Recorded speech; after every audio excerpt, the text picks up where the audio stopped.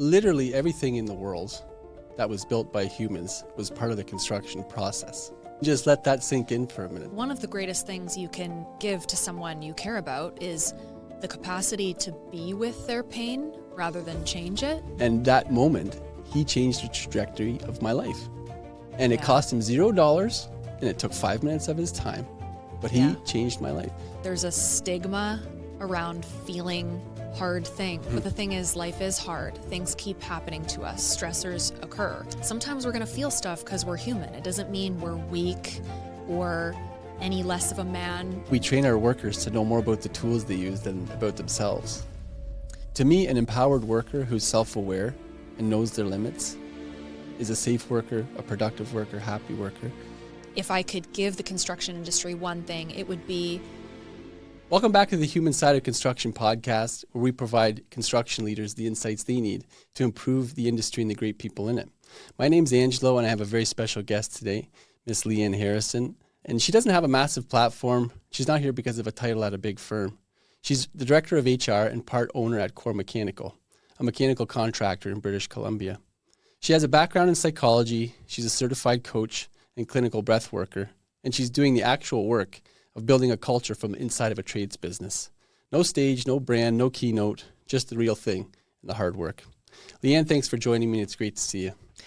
Thank you for having me, and it's great to meet you in person. Yeah, we chatted a little bit on monthly calls, and it's cool to see what you're doing in the industry. I'm always interested to see what people are doing because there's a lot of talk around it. And what really kind of caught my eye about you is you're actually putting the work in and using your background from outside of the industry to make a change. So let's start there, right? You have a background in psychology, and you ended up as director of HR and part owner of this contracting firm. Those two things don't obviously naturally flow together. So maybe take me back to where this kind of thread starts. How did you end up training, and how did you end up here? Yeah, I mean, it all started when I met my husband. You know, both being entrepreneurs, I ran my own business for almost a decade, and he's obviously been running his for a long time too. So we were always connecting on entrepreneurship. And I actually was studying HR, human resource courses on the side out of curiosity.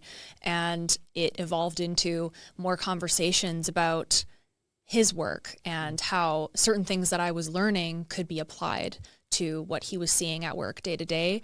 And it just naturally evolved into, well, we would be a great team applying this together and bringing me in with a really unique history but then also with that curiosity of HR in general. I think hearing from other people too, just about the culture in construction, for me, that was something that I could really get behind and take seriously and commit to figuring out. Yeah.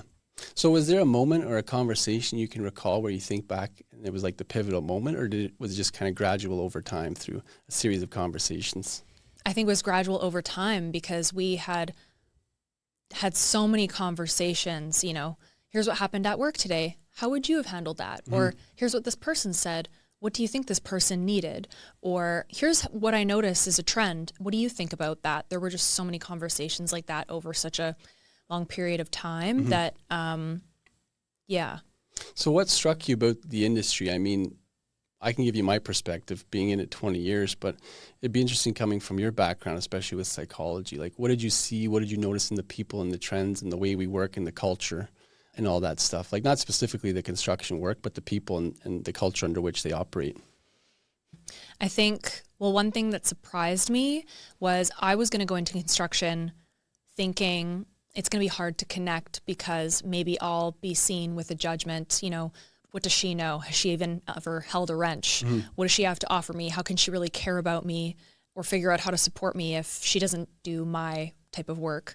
And I just had to get over that because what I learned was the more I showed that I was here to make a difference, get more related to what is needed, it became really clear how welcomed and well received it was. So what surprised me was that more people were open to support than I expected. People were, not everybody, but there was a general, oh, we get to talk about this? Okay, cool, I have some ideas. Or, oh, well, is there room for this question?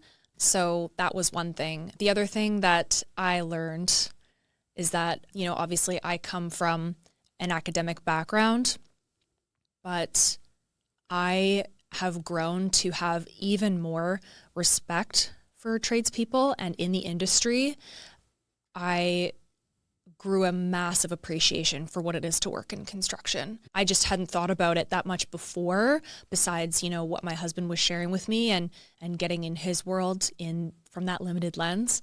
But it is hard work. It takes character, and having that level of appreciation and admiration also helped me want to support more in any way that I could.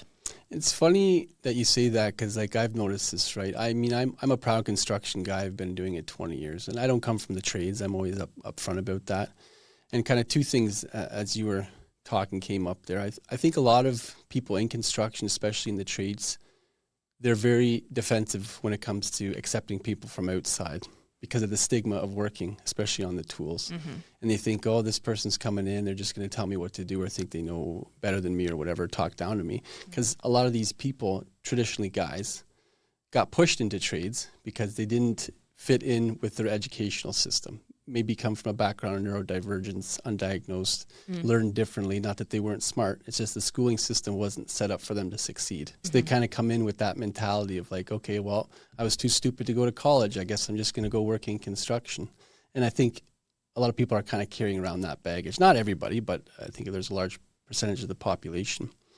The other thing you mentioned too, which always boggles my mind, literally everything in the world that was built by humans was part of the construction process. Just let that sink in for a minute. The studio we're sitting in, the hospitals you go when you're sick. But to the general population, 95% of people that don't work in the industry, they have no idea what it takes to put a building together. That's what I'm saying about getting into the industry and realizing, oh, wow, I have so much respect for anyone in this industry because I have so much to be grateful for. Not to sound cheesy, but it's true. Yeah, they built everything. Yeah. So to take the approach you did and meet people where they are and just say that I'm here to help, I think there's a lot of power to that. Most people hear HR in construction and they think paperwork, compliance, onboarding, termination, all that stuff. You came in with the clinical training and coaching practice. So obviously you took some HR training, but you came in with a different lens. So what did HR look like when you came into the company, and what does it look like now? Yeah, so years ago, when we were much smaller, it was more the classic, what I noticed was a trend is if you're small enough as a trades company, your accounting department does your HR because it's paperwork, it's onboarding, it's all stuff that accounting has to do anyway. That's something I noticed actually that I heard a lot of, and that I think a lot of companies of a certain size still do. I actually heard a stat that 90% of trades companies are 20 people and under in Canada. So you kind of have to decide at what point you want or need human resources as a department. But anyway, eventually, when we grew and then when we brought me in, I would say the biggest difference is that HR isn't just about the logistics and the forms. We get to have those bigger conversations about how do we want the culture to be? What initiatives do we want to use to support the leadership and support people in a meaningful way and be a place that people want to come to work? For sure. So, you're a certified coach. That's your background. Do you still practice in coaching, or is it kind of a hybrid role? How do you enact that within your HR role, or is it completely separate? That's a good question. I would say yes. Anytime I have the opportunity to coach outside of work, I love it. I'm going to be a coach forever. It's my favorite thing. It's different learning how to walk that line between coaching and HR, just out of appropriateness. Being a coach, you challenge people. You are a mirror. You hold up certain things and have people reflect on what you're showing them. And it can be uncomfortable. And HR, you have to walk that line of supporting people, giving people what they need, but also you can't give unsolicited support. You can't challenge them in certain ways that would be very different if someone came to me specifically and hired me. Yeah. So it's tough to walk that line because I naturally like doing this and I have to respect the boundaries of what the HR role involves. But it does mean that I will have a little bit of influence where I can, or where someone has given me consent. that's where I would say I do give coaching when it's asked for. I think that's where it gets a little bit tricky. And we're going to talk a little bit more about mental health and some tools later on, but just to dabble in it now is you don't want to cross personal lines at work. I think that's where people, especially when it comes to like official HR type of stuff. Yeah. But the thing is, like, to me, work-life balance doesn't exist because work is part of life and life is part of work. It's like all one, right? It's all like your holistic life when you look at it. Work is a component to it because you got to pay the bills or, work meaningfully if you have the freedom to do so. So let's talk a little bit more about that fine line, because I find a lot of times people don't know what to say or they don't want to get involved, and that's why they're a little standoffish when it comes to that stuff. I can think at times, and I'll give you an example for context. I've done a lot of work on this. I've done my own kind of research and been through my own stuff. So now I know about mental health, mental illness and all that. But I can think of times when I was in my 20s, just a young kid, walking around site, and you can notice when people are off. Right? I'm a pretty empathic person, so I pick up on other people's vibes just naturally. And I can't remember a specific moment, but I'm sure I passed people that were going through stuff and I sensed something was off, but I didn't know what to do. I didn't have the tools. So like, what are your thoughts on that? Because I think a lot of people in those situations, they don't do anything because they don't know. Versus just opening up a conversation or asking that person. Because I think, you don't need to be a certified coach or a psychiatrist or a psychologist to be there and provide a little bit of support for somebody. Definitely, you're not going to give them therapy and recommendations, and especially if they're in crisis. But what are some ways that people can approach those types of situations or conversations to help out? Great question. It also depends on what role you are on site. If you're just a fellow crew member and maybe you have a little more of a bond with that person, but you're not sure how to broach that subject. Sometimes what I tell people is the best way to broach a subject that you're not sure you're allowed to cross is, hey, I notice maybe you're not feeling okay or you're not doing well. I care about you and want to ask about it, but I'm also not sure, like, can I? Yeah. Or do you want to not talk about it? Because I'm good either way. I just noticed, even just bringing that awareness and making it that person's choice to say, yeah, whatever, like, leave me alone. Or actually, yeah, thanks for asking. Putting it on them and giving them the power to say whether they want it or not. Yeah. And then, if it's your foreman or site supervisor and you notice that someone in your crew, right, a different position, you notice someone in your crew is off, I do think it's a good idea for you to say something. There's also something really magical about, if you have a younger guy on your site and you are, someone who is more experienced in life and has seen a few things, and you're offering some kindness or mentorship to somebody working for you, those can actually be really formative interactions that stick with somebody in a tough time. And I think that, I don't know how much that gets talked about, but I do think that when you're in a leadership role, you have the opportunity to mentor people kind of as they're growing up. A lot of people in their apprenticeships are still really young. So they're going through formative years where you have an opportunity to even shape how they see asking for support. I think, the term psychological safety comes to mind as you're talking. And to me, as a leader, especially with younger generations, it's our responsibility to mentorship is, you got to teach them the technical stuff and share your experience. But a big component of it to me is creating an environment where they can be their true, authentic selves, regardless of what they're experiencing. And to me, that's my understanding of psychological safety is people feel comfortable and safe challenging the status quo or asking difficult questions or admitting when there's a vulnerability or a weakness, whether it's personally or professionally. Yep. And they're not going to be afraid of getting in shit or getting fired or like being made fun of. And traditionally in construction, we don't have that culture. So that's a big piece to it. And I'll share a quick story here. I've already told this twice today, so people are probably sick of hearing me tell this story. But I had that opportunity to be vulnerable. And I was that guy who was struggling in silence, powering through, sucking it up, being a man. But inside I was falling apart. And just some quick context, I worked in estimating at a bigger mechanical firm. And I managed the estimating department. And anybody who's worked in estimating knows it's a pressure cooker on a good day. And we were working on a high-profile job. It was basically a must-win. So I was getting a lot of pressure from senior management. And at home, you know, we were struggling. At the time, we had 2 kids. Now we have 3, but it took us a while in between the 2. We had some fertility issues. So we experienced 5 miscarriages in the span of 2 years. Wow. And to be quite honest with you, it fucked us up. Yeah. Our relationship, me and my wife, me personally, her personally. Luckily, we made it through and we're stronger than ever. It's part of your story, whatever. But during this time, obviously, my performance at work suffered. And there was one guy, Tim Peters, and he noticed something was going on before I did. So I was just doing my best. I was showing up. I was trying to do the work. And one day he came to my desk and he's like, "Angie, you okay?" And I'm like, "Yep." And he just looked at me. He's like, "Oh, okay." And then next day came by my desk again. He goes, "Angie, you okay?" And I said, "Yep." And he looked at me funny. He's like, "Okay." And this went on for 4 or 5 days. And then the one day I finally said, you know, he came by my desk. He goes, "Angie, you okay?" I said, "Tim, what the fuck are you doing? Like, why do you keep coming by my desk?" And he goes, "I know something's going on. When you're ready, you can come talk to me." And literally that moment I broke down.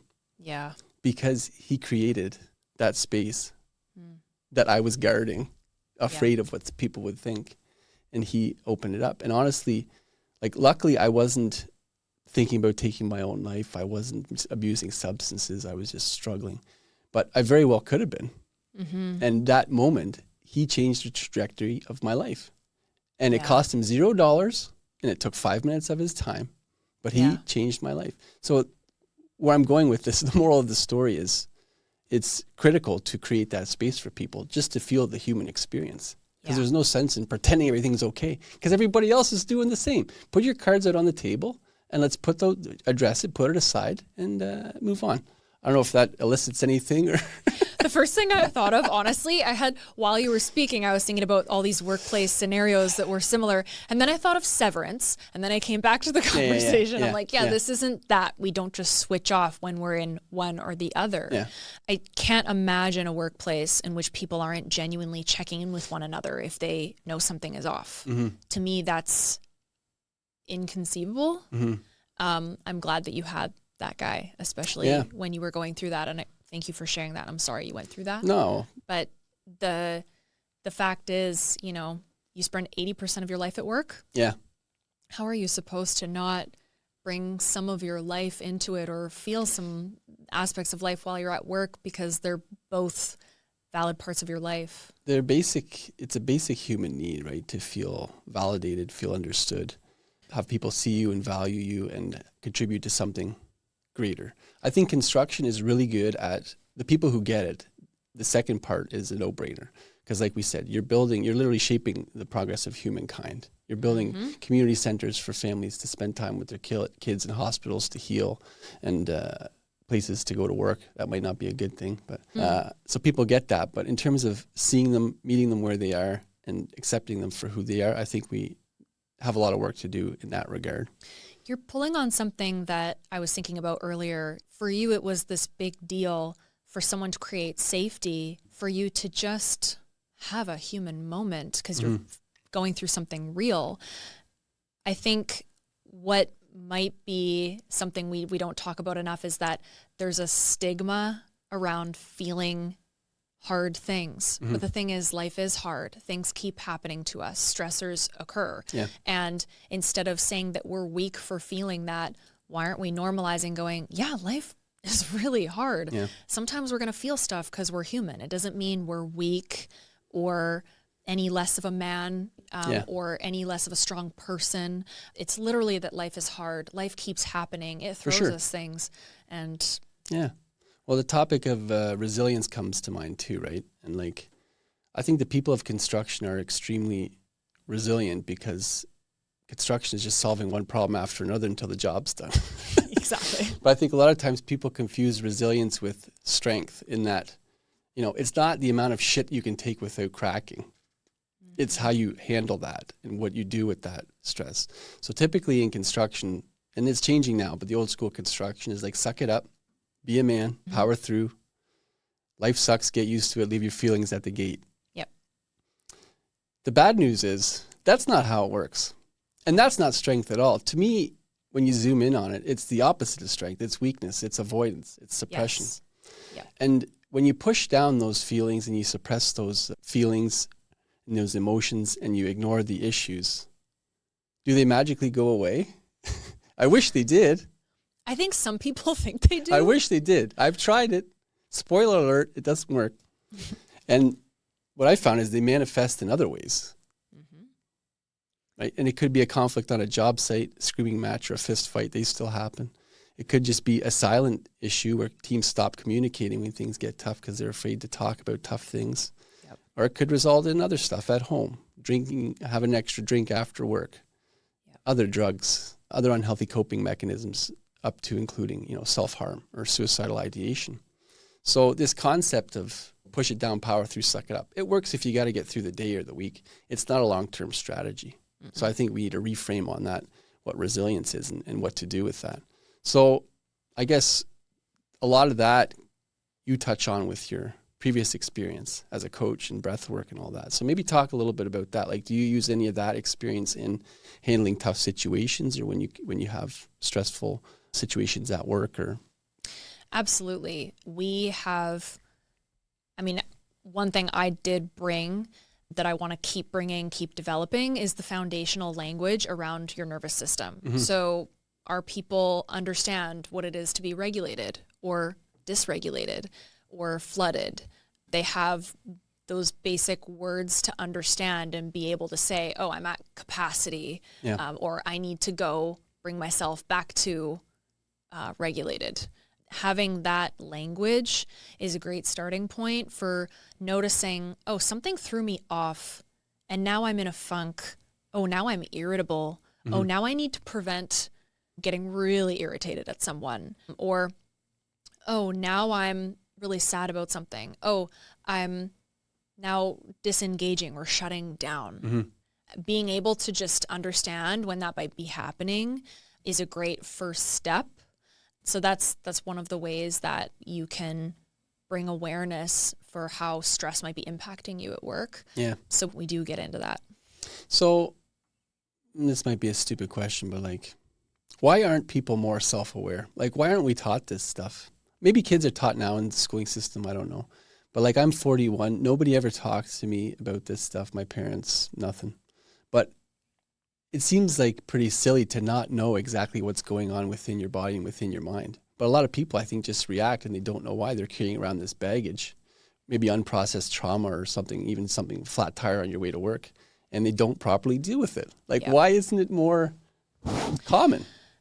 Oh, man, that's such a great question. I think that the general context self-awareness and self-reflection has been seen in is that you have to think something's wrong or needs to be fixed in order to look at it that way. Mm-hmm. I think if we have historically seen awareness and reflection and therefore building resilience, growing, that takes admitting something could change, but then the ego might get involved and go, well, I don't need to be fixed. There's nothing wrong with me. Right. And so if growth and self-awareness have historically been linked to there's something wrong with me, then I could see a lot of people not wanting to do that. But that's why I think it's so great that we're starting to switch the narrative of, no, awareness is actually just having an advantage or on the way to being a high performer or just normal because you're a human. Mm-hmm. Those context changes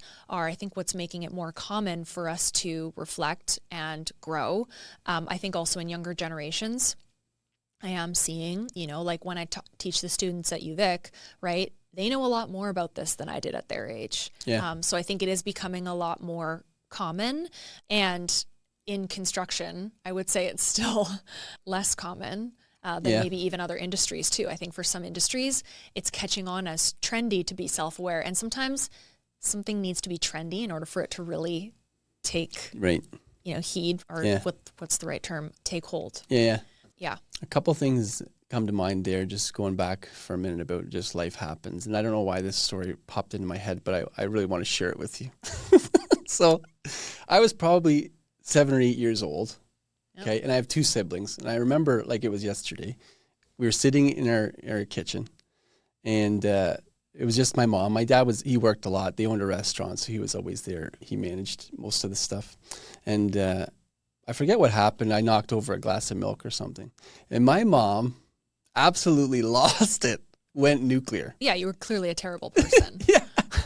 And, you know, I had spilled stuff before and she didn't freak out. So as a kid, I remember thinking like, this is weird that but now looking back as a parent and B, a little bit more self-aware, I can only imagine what she was going through to have her react like that. Yeah, it was like the 11th thing that went wrong in those 5 minutes, and then she snapped a little. And it's like funny how parallel it is to the old adage, like don't cry over spilt milk. It's a little bit similar, but different context. But that's why I tell people now, it's not the spilt milk that does it. When you have somebody lash out at you on a job site or like honk at you in traffic, it's not that act. It's that act that set them off. It was like the straw that broke the camel's back. But I actually feel bad for people when I see them acting like that. I don't get mad, especially when I get hate on social media for talking about these subjects and people call me names, essentially. Yeah. It used to bother me, but now I'm like, this is why we need to have these conversations and do this work. And then we were talking about something else, then I forgot there. Oh, how to have it come more mainstream, right? So, anyway, I was just talking about this with somebody earlier today. I think largely the world, especially construction, we're in an awareness phase when it comes to this mental health and mental illness. And construction is definitely behind. And to this point, a lot of what I've seen, especially in bigger companies, it's very performative, right? We have an EAP. We care about our people. Call this number if you're having a hard time. Okay, we checked the box. Hey, we can move on. And I think we need to move beyond looking at it as a wellness initiative and take an operational lens to it. Because this is where my mind is at. Right? Say you have somebody, like I shared my experience earlier. I was showing up at work at 30% capacity, right? If you catch somebody, you don't have to solve their problems. It's up to each individual to figure it out and solve them. But as an employer and as a leader, we have a responsibility to give our people the tools they need to be successful. And to me, that includes dealing with their personal stuff. Not fixing it for them, just giving them the tools. It's to me, it's a moral obligation, just being a good person, helping people out. And B, when they walk through the doors of your office or your job site, it is your problem, whether you want to admit it or not. So it's important to look at that as an operational lens, because when you look at, you know, the impacts of somebody going through a struggle, presenteeism, when they're there and not acting at 100%, absenteeism, they're going to be missing work. Productivity is going to go down. They're going to be an increased risk for safety incidents if they're not focused on the task to themselves and those around them. There's all these impacts. So I think there needs to be more focus and more training on it. I don't know what your thoughts are in that regard, or if I'm making any sense. You are. Where my mind goes with that is that how you care for yourself mentally and physically is also linked to leadership qualities, you know, how you show up at work. If you are someone who shoves down your issues, how does that show up at work actually in how you do work? Have you ever heard the saying, how you do one thing is how you do everything? No. Okay. Well, I don't fully agree with it in every situation, but it still applies here, right? Yeah. If you are shoving things down, is there something you shove down at work? Or sometimes people shove things down personally so that they can solely focus on work and do really well at work. Yeah. But especially in a leadership role, if you aren't taking care of yourself, you're also teaching your crew, right? They're watching whether you know or not. They're picking up on that whether you know or not. And if they see you taking care of yourself, or if you're somebody who is working through your stuff and you're at peace with that, or even mention it if someone asks, that's setting an entirely different precedent for people. Yeah. No, for sure. We'll lead by example. And it kind of goes back to the piece we talked before about psychological safety. Like, you can't tell somebody, oh yeah, you know, you're safe to express yourself, and then not give a shit when they do tell you something. That'll let you do more detriment to the situation. Yeah. So lead by example, express. And I tell people, because they say, well, what can I do? I said, 2 actionable things you can do with your team. Number 1, deepen check-ins. If you have people reporting to you, weekly one-on-ones, must. Put it in the calendar, 15 minutes. It might stay 15 minutes, it might take an hour, it might be 5 minutes, depending on what's going on. Take intentional time to set the hustle and bustle of the day-to-day aside and see what's really going on. Talk a little bit about personal life as much as they want. You don't want to force them because you don't want to cross any boundaries. Yep. But I find once you build that relationship, people will open up about stuff. And it doesn't all have to be bad. They could share about, what their dog's favorite kibble or something, or what their kids did on the weekend if they play football or whatever. And that's how you kind of form that basic human connection. And then going back to the resilience piece and high-performing teams don't perform well because they're individually well. It's how they work together. It's the trust. It's the relationships they have to get through those times. Yeah. So number one, deepen check-ins. Number two, be vulnerable. Own it when you mess up. Own it when you're having a hard time. Don't trauma dump on people, but just create that space by leading by example and sharing, especially lessons learned. That's a huge tool. And it sounds simple, but like just telling somebody a mistake you made on a project. I also wonder sometimes if maybe people don't share as much with vulnerability because they maybe haven't learned yet how to share something versus dump, right? Yeah. They might see it as, well, if I share, I'm going to be indulging in these emotions more than I need to, rather than I'm expressing this from a place of authenticity. Mm-hmm. So if maybe you don't have any role models or parents who taught you how to express something in a healthy amount. And so you're afraid, well, if I open my mouth, all this stuff is going to come out. Yeah. I also noticed that too. Yeah. They don't want to do this. They don't know how to do this. So then. So we talked, it's not healthy to keep stuff in and you don't want to overshare. So how do you find that balance? And I'm asking because I genuinely want to know for myself. And I think it's a very good point that you bring up. So maybe we can talk about that a little bit.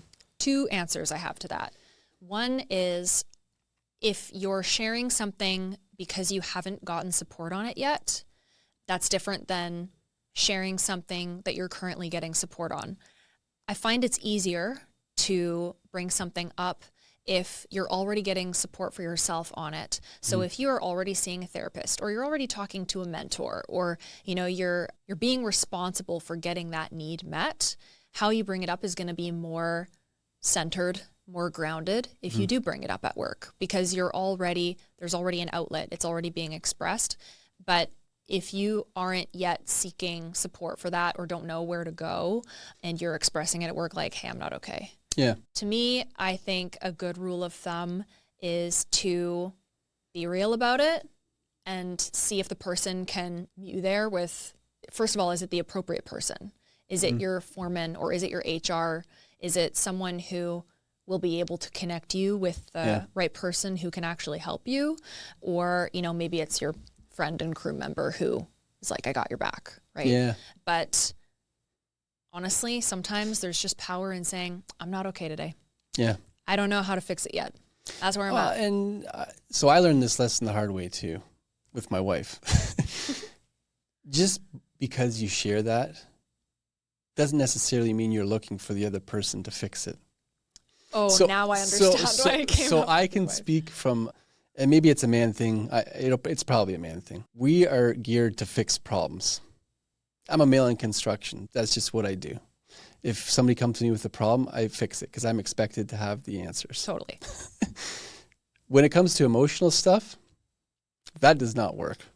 And I don't remember the specific issue, but I was talking to my wife about something, and she basically expressed that, I'm having a hard time. I said, well, what if we do this? And she was like, shut down. And then another time I was like, okay, I learned from that. And I said, well, I didn't learn the right thing, but what I did learn was maybe she wants options. Maybe she doesn't want one thing. She wants to choose on her own. So the next time I was like, okay, I'm going to take what I learned. She said something. I said, well, we could do this or this or this. She was like, no, you don't get it. Still no. And then I remember it turned into a bit of a fight because I was like, well, I'm just trying to help. Yeah.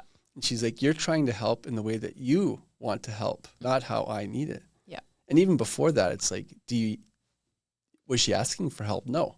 So now we have this thing, and I have to remind myself to do it because she does it with me too when we start venting or something's going on. We just say, like, do you want support or advice? Like, exactly. Yeah. And I think there's a lot of power in having that person who's sharing maintain the power instead of, it's not like a hot potato they're passing back and forth like, oh, I feel really bad today, Leighann, here, take this. That's not the case. It's just them sharing and being vulnerable. Yep. And it's a tough place to be in.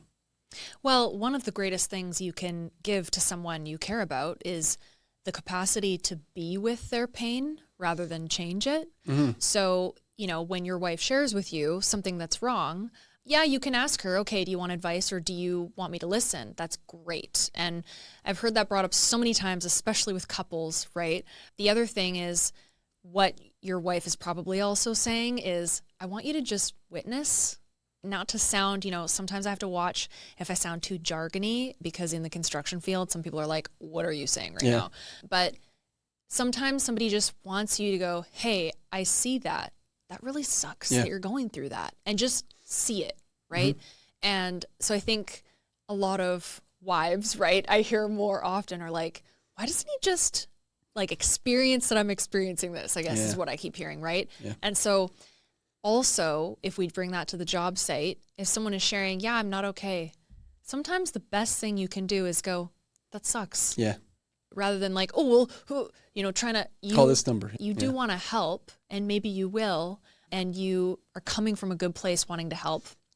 Sometimes the best thing to do is go, hey man, that sounds really hard. I'm sorry you're going through that. Yeah.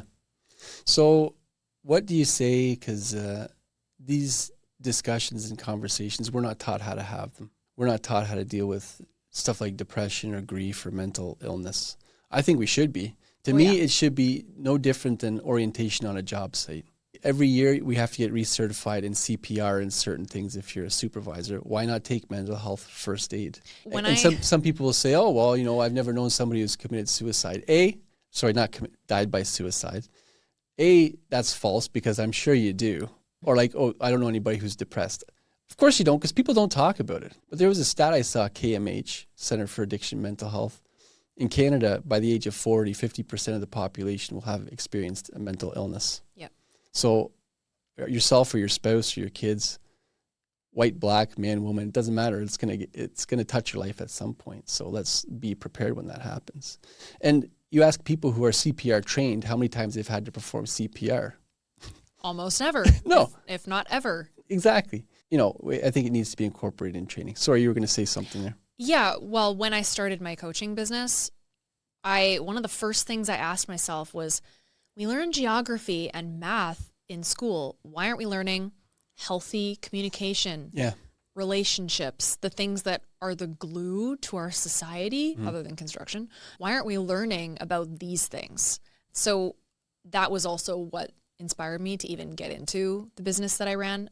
But yeah, it's honestly, I don't understand why. I'm curious.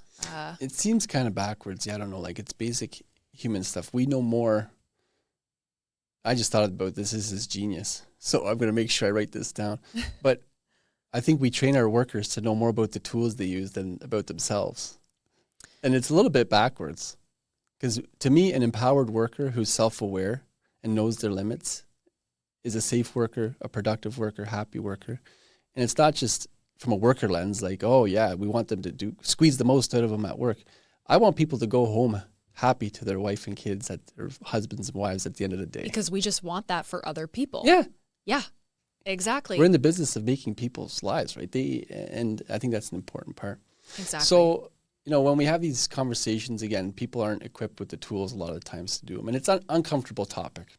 So I have never, maybe because I'm not good at it, I have never walked away from a conversation like that where somebody opened up about an issue or a struggle feeling better than when I went into that conversation. And I don't mean to say, oh, it's icky, I don't want to talk about it. I think some people, that is why they avoid it, because they don't want to take on that burden or whatever. But maybe what's some advice or something you can give to leaders who all of a sudden now we're telling them, oh, you have to check in with your people and you got to be aware and you got to, they're going to open up to you. So once they get into those situations, what are some techniques they can use to not basically have all their energy drained from these? You know what I'm asking? I know what you're asking. I'm going to address the first thing you said, which is like I don't know how to help, right? If you are in a leadership role and you genuinely feel that way, it's okay to acknowledge you might not have capacity in that moment to help somebody. If you, in some words, say, hey, I want you to get support, I think the right person for you to get support from is this person. Or, hey, I am here for you.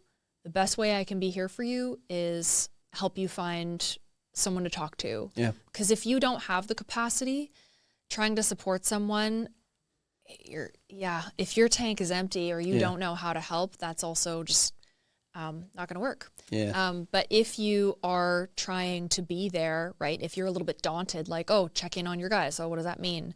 Sometimes it really is just about encouraging your crew to be responsible for getting their needs met, getting that support. You don't have to be the therapist, but you can go, hey, have you looked into something for that to make sure that you're good?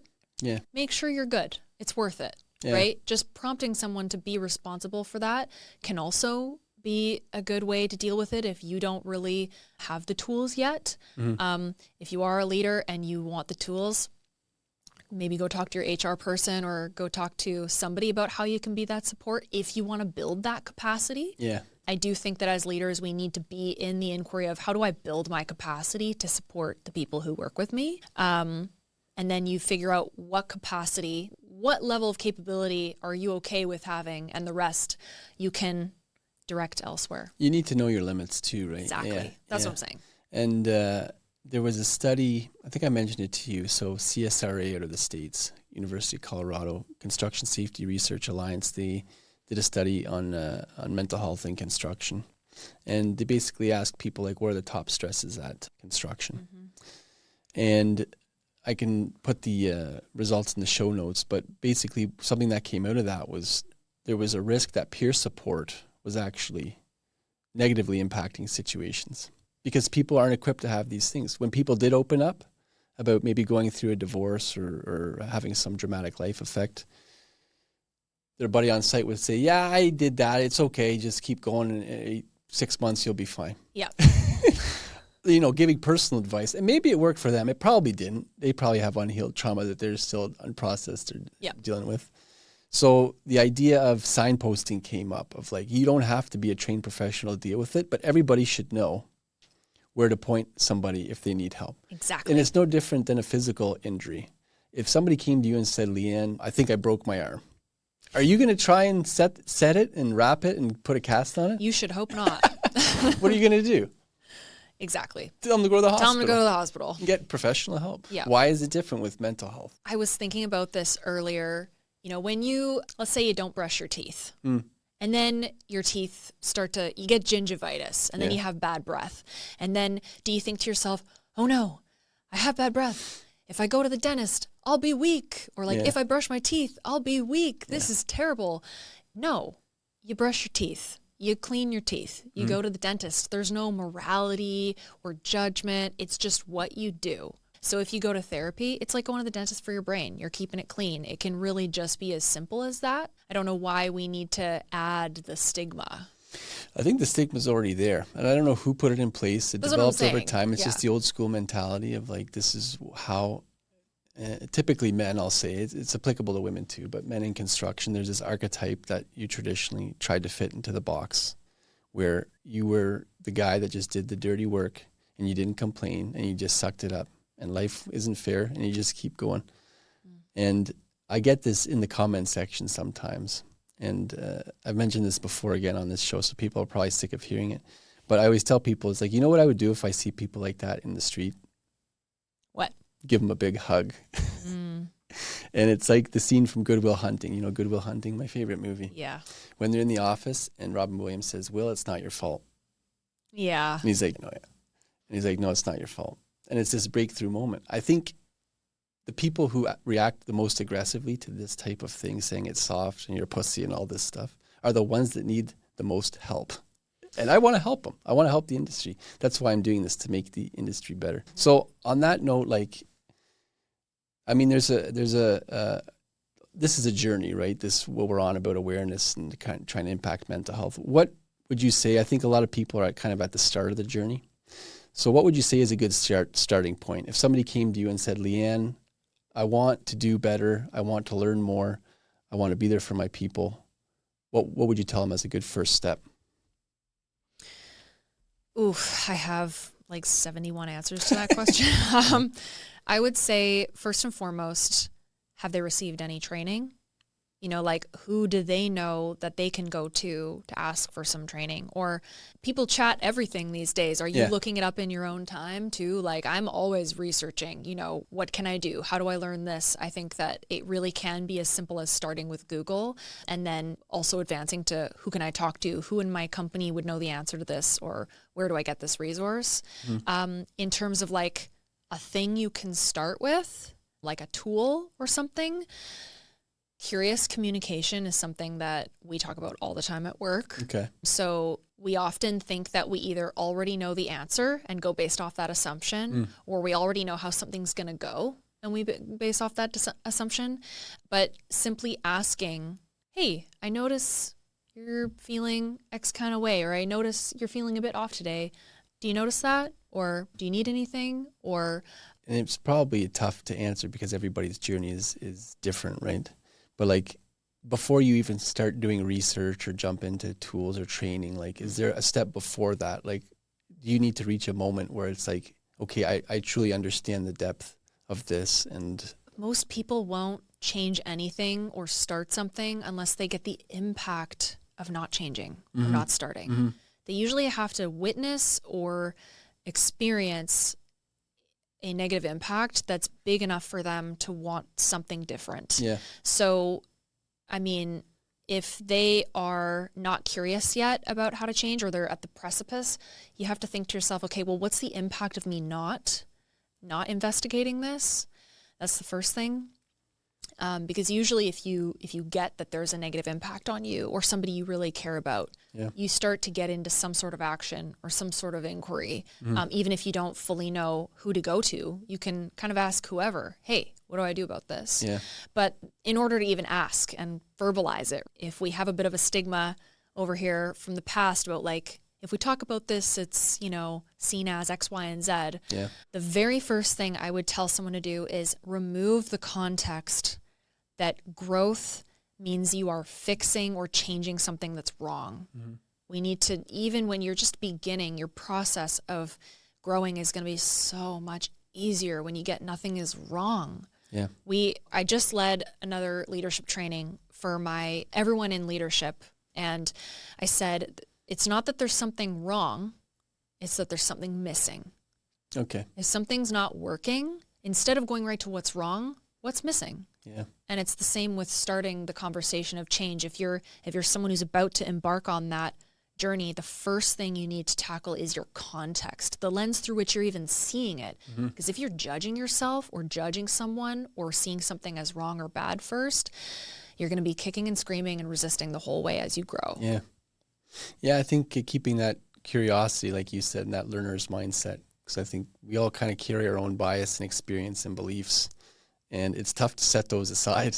Yeah. I think a lot of people, you default to the way you've been programmed or based on your experience, especially if you've gone through something and gotten hurt. I find that's where you learn the best lessons, so that's very wise. So we have a couple minutes left here. So construction, I mean, it's got one of the highest suicide rates in North America in the industry.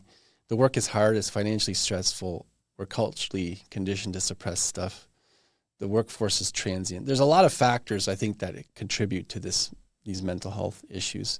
But if you could snap your fingers and change one thing about the industry that would help to improve this mental health and have the biggest impact, like what would that be?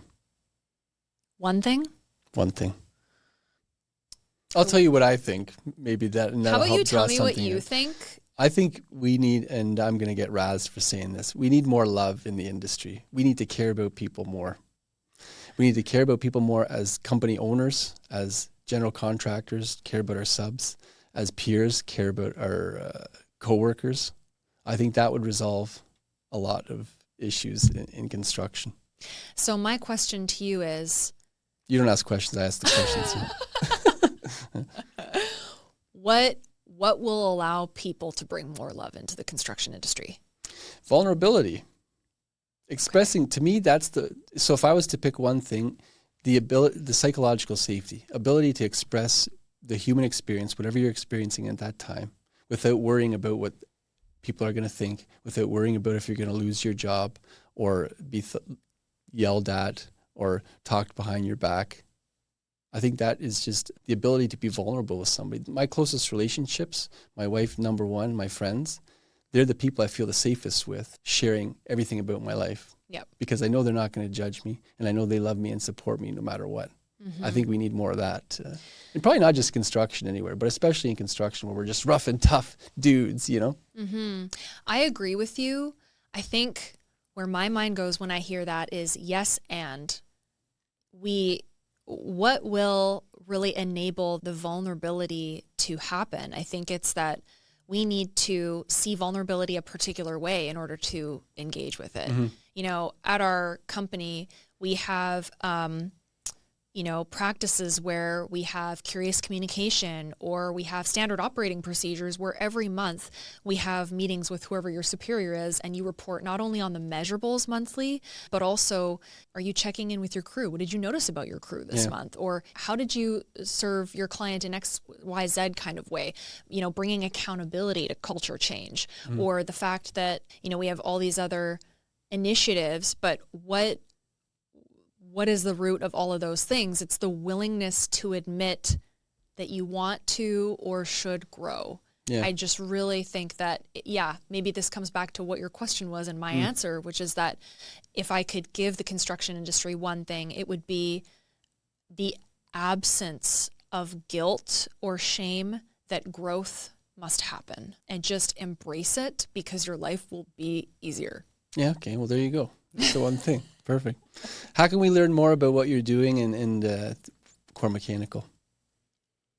Website, LinkedIn? I think we're pretty modest on our website. If people want to learn more about what you guys do or what you're working on. Yeah, you can reach out to me directly on LinkedIn, or reach out through the website. I try and post a little bit about what we do at Core on LinkedIn or on social media, but I love talking with people. If you want to reach out and talk to me directly, that sounds like a lot of fun. Yeah. Well, that's how we connected. Yeah, exactly. Well, I appreciate you coming on. These types of conversations, I think, are extremely valuable. And I think, honestly, mental wellness should be the number one initiative for construction companies going forward. Especially, I think we're still feeling the effects of COVID. People's nervous systems are still shot. And now that we're starting to learn more and people are talking openly about it, now's the time to do something about it. Because we can't just talk about it. That's not going to make it better. Yep. So I really appreciate you coming on. Thanks for taking some time. And I appreciate you having this. You created this conversation. You have these conversations every day. And thank you for doing that. Oh, appreciate that. Thanks. Thanks for tuning into the Human Side of Construction podcast. If you have a similar experience you want to talk about, or maybe you can share how you're improving these issues at your companies or in the industry, we'd love to hear from you. Take care, and we'll see you next time.